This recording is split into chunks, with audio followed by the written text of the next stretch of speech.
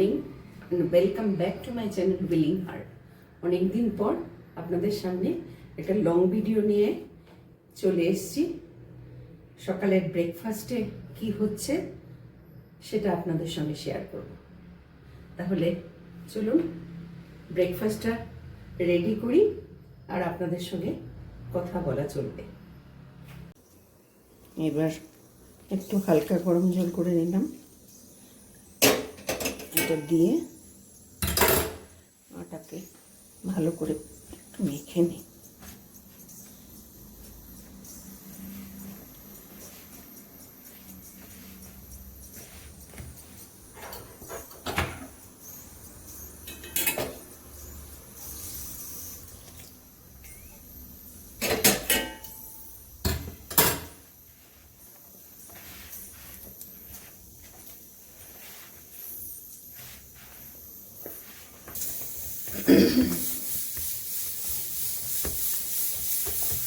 ইদানিংকালের মধ্যে শর্ট ভিডিওই দেওয়া হচ্ছে, লং ভিডিও খুব একটা দেওয়া হচ্ছিল না, কারণ আমি ঠিক এতটা সময় সুযোগ করে উঠতে পারছিলাম না।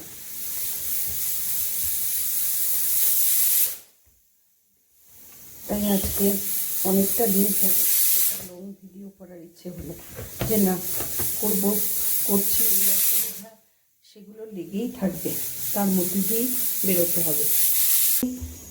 আপনারা আমার শর্ট ভিডিওতে দেখেছেন অনেকগুলো ঘোরা বেড়ানোর ভিডিও আমি দিয়েছি। শর্টে গিয়েছিলাম মাইসোর, উটি আর বন্দিপুর ফরেস্ট ট্যুরে। কিন্তু বন্দিপুর ফরেস্টটা আমরা যখন গিয়েছিলাম 24 তারিখ রওনা হয়ে 24, 25, 26, 27 তারিখ ব্যাক করেছি। সেই সময়টা জানুয়ারিতে, সেই সময়টা বন্দিপুর ফরেস্টটা বন্ধ ছিল।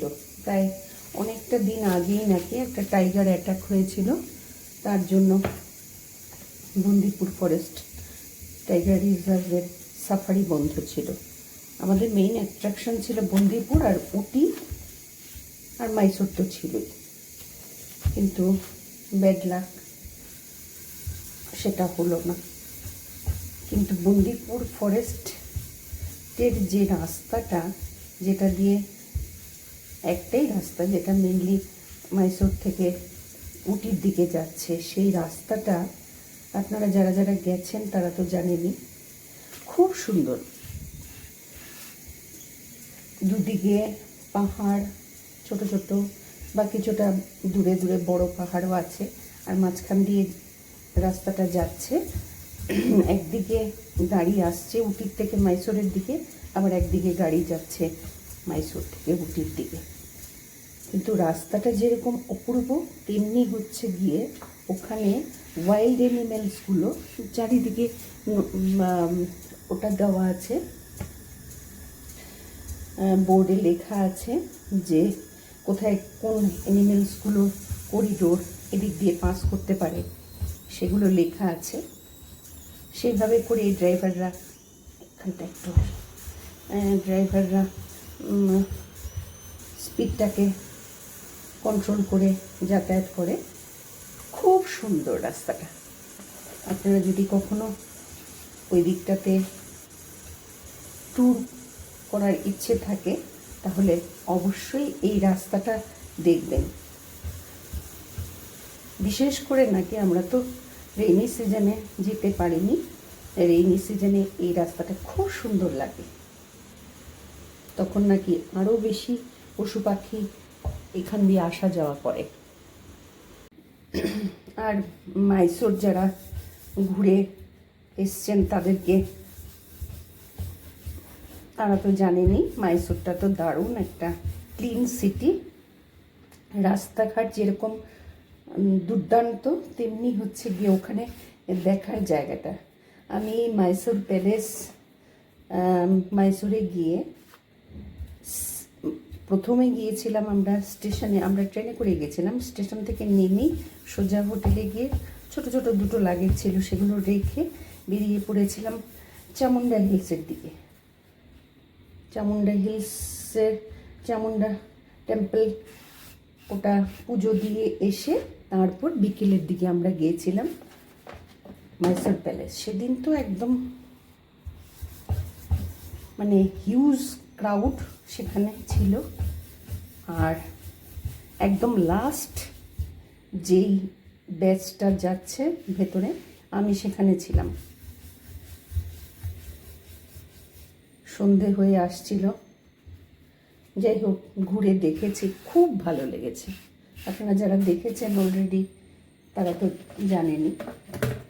আর চামুন্ডা হিলস, মাইসোর প্যালেস এই দুটো দেখার পরে আমরা গিয়েছিলাম ওখান থেকে, মাইসোর প্যালেস থেকে 26 কিলোমিটার দূরে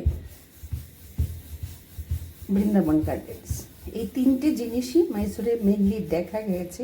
তার কারণ আমরা একটা শর্ট ট্যুরেই মোটামুটি বেরিয়েছিলাম। মাইসোরে আরেকটা দিন আমাদের স্টে করা উচিত ছিল, আমাদের হাতে সময় ছিল না। আমরা ওই বন্দিপুরের জন্য আগে একটা বুকিং করে রেখেছিলাম, পরদিন সকালেই তাই বেরিয়ে যেতে হলো। রুটিটা আগে করে নিচ্ছি।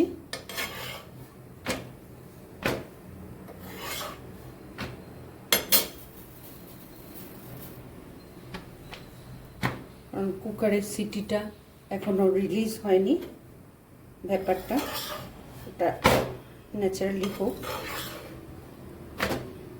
এদিকে রুটিটা করে নিই।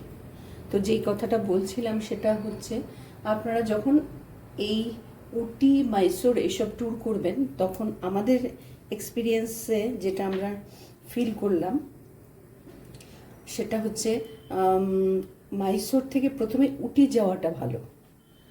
উটি ঘুরে নিয়ে এসে তারপরে ওখানেও মাদুমালাই টাইগার রিজার্ভ আছে, সেটাও যদি দেখতে ইচ্ছে হয় সেটা সাফারি করে তারপরে যখন নেমে আসবেন তখন বাই রোডই আসতে হবে আপনাদেরকে মাইসোরের দিকে।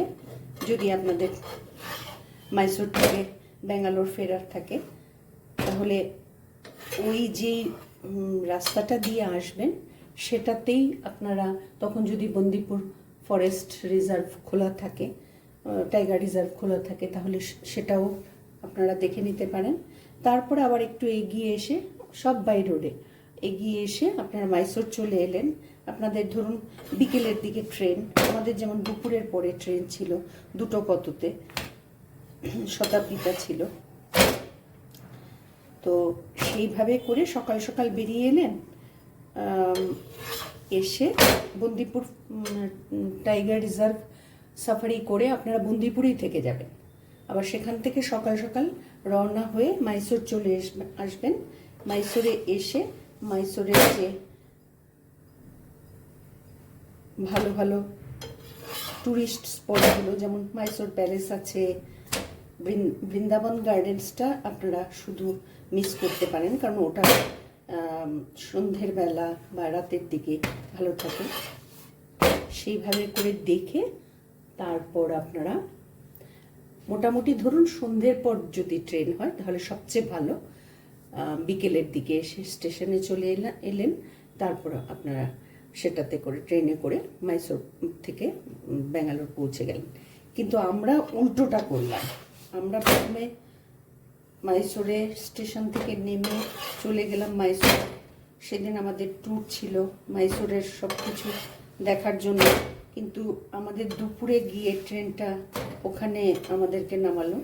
অটোমেটিক্যালি আমরা এতটা সুযোগও পেলাম না। তাই আমরা ওই তিনটে জায়গা টার্গেট করেছিলাম। একটা চামুন্ডা হিলস, সেকেন্ড হচ্ছে গিয়ে মাইসোর প্যালেস, আর থার্ড হচ্ছে বৃন্দাবন গার্ডেন। তিনটেই ভালোভাবে দেখেছি, কিন্তু ওই বাকি যেগুলো প্যালেস ছিল, তারপরে হচ্ছে কি স্যান্ড গ্যালারি ছিল, সেগুলো আমরা দেখার সুযোগ পাইনি। সেগুলো একটু দেখলে আরও ভালো লাগতো আর কি, আরেকটা দিন এক্সট্রা করার যেত যদি। আর তারপর দিনে চলে গেলাম হচ্ছে গিয়ে খুব আশা নিয়ে যে এবার বন্দিপুর এত শুনেছি টাইগার রিজার্ভ, সেটা দেখব। কিন্তু ওখানে গিয়ে আবার শুনলাম ওটা বন্ধ আছে, টাইগার রিজার্ভ সাফারিটা বন্ধ আছে বেশ কিছু দিনের জন্য। আসলে আমরা নেট ফলো করিনি, আগের থেকে চলে গেছিলাম। এই যে গ্রাইন্ডারে দিয়ে দিয়েছি টমেটো, পেঁয়াজ আর নিচে রসুনটা আছে। এবার এটাকে ঘুগনির জন্য একটু গ্রাইন্ডারে গ্রাইন্ড করে নেব। ঘুগনির জন্য কড়া বসানো হয়ে গেছে। এবার দিয়ে দেব পরিমাণ মতো তেল, হলুদের গুঁড়ো, তার কারণ মশলাটা যেন ছিটকে না আসে। এইবার এই যে মশলাটা দিয়ে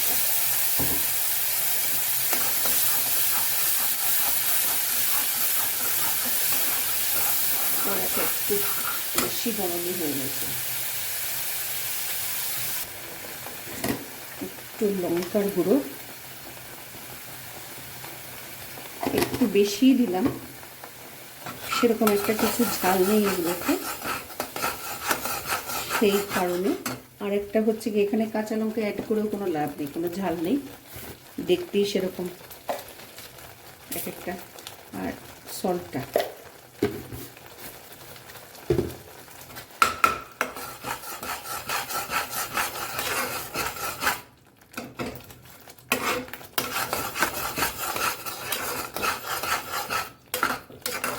ভাজা ভাজা হোক।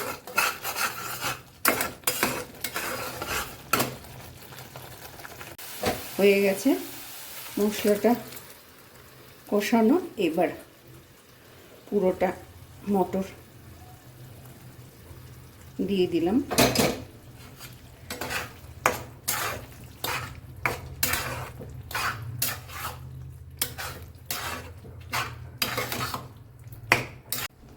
এইবার অ্যাড করব এই যে মাদার্স একটু টামারিন পেস্ট।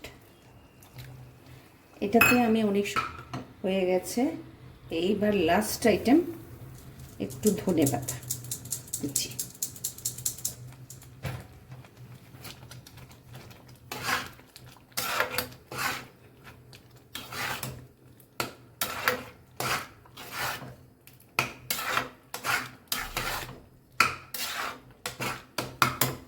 গ্যাসটা অফ করে দেব। হয়ে গেল। এই যে রেডি ঘুগনি চাপাটি। তাহলে আজকের মতন ব্লগটা এখানেই শেষ করছি। যদি কিছু ভালো লেগে থাকে অবশ্যই অবশ্যই আমার চ্যানেলটাকে একটু সাবস্ক্রাইব করবেন, লাইক করবেন, শেয়ার করবেন, আর অবশ্যই কমেন্ট করবেন। দীর্ঘদিন ধরে চ্যানেলটাতে কোনো ভিডিও দিতে পারছিলাম না, কিছু অসুবিধা ছিল, সেই কারণেই দিতে পারিনি। তাই ডিসকন্টিনিউ করার জন্য আপনাদের কাছে খুব দুঃখিত। আপনারা হয়তো আশা করেছেন আমি ভিডিও দেব, সেটা হয়ে ওঠেনি।